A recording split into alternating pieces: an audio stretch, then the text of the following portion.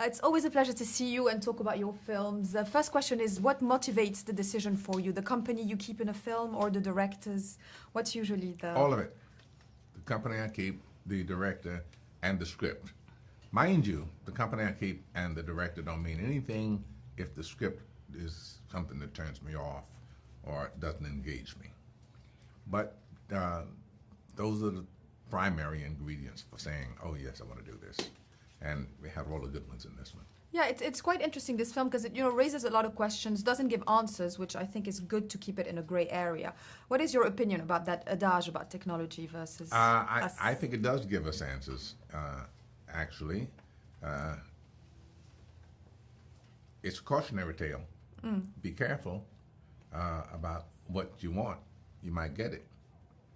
And this is a situation where we really, and we still do, we really are interested, totally invested in developing artificial technology. And artificial intelligence, we want to get it to as highest point as we can. Why? Only because we can, I think. But there again is that thing, that cautionary thing, be careful.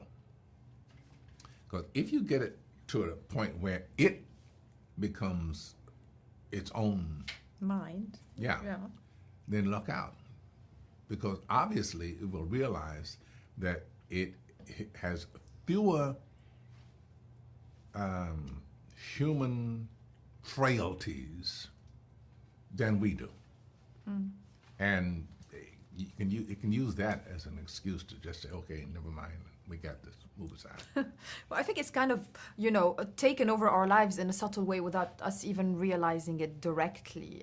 And it will continue to do that. It will always be before we realize what has happened. Right now, we are slaves to our phones. About the fact that we are pretty much totally dependent on our technology. That's how you get your food, that's how you get your transportation, that's how you get your communication. Boy, it's everything, it's everywhere. What are you going to do without your smartphone? Panic. Have a better marriage, maybe.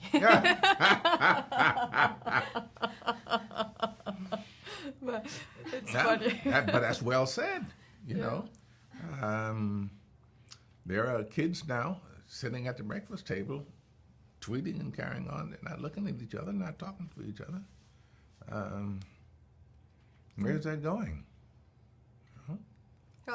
There is that thought that cinema is a way to transcend life. It is a way to be enduring and perennial. Do you agree with that? Your movies will be remembered for centuries on.